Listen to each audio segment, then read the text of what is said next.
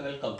A fan is sold for rupees 1560 at a profit of 30%. If its selling price is 960, then what is the loss percentage? கவனிங்க, ஒரு ஃபேனை வந்து 1560க்கு விற்கும்போது நமக்கு 30% profit கிடைக்குது.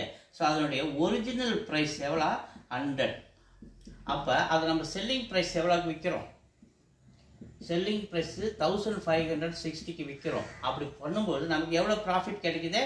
30% profit கிடைக்குது. ஸோ அப்போ இந்த 100% கூட ப்ளஸ் இந்த 30 சேர்க்கும்போது இந்த 130% தான் எதுக்கு சமம்? இந்த 1560 ருபீஸுக்கு சமம். 1560 ருபீஸ் செல்லிங் ப்ரைஸ் நம்ம நிற்கும் போது நமக்கு 130%க்கு நம்ம விற்கிறோம். 100 ப்ளஸ் 30 ரூபா 30% லாபம். அப்போ 130% தான் 1560க்கு சமம்னா அப்போ 130% எதுக்கு சமம்? 1560க்கு சமம்னா அப்போ 100% ஒரிஜினல் ப்ரைஸ் எவ்வளோ?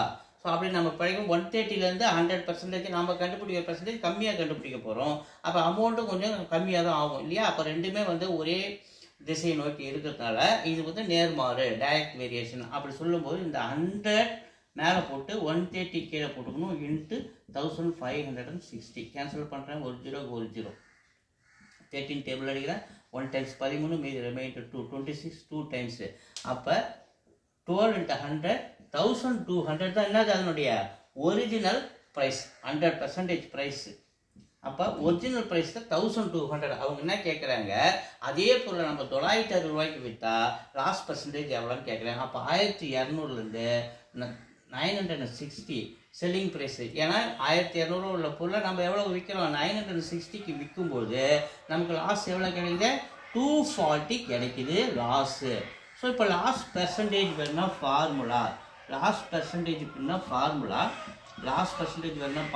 Loss by cost price into 100. So loss எவ்வளோ இருக்குது? 240.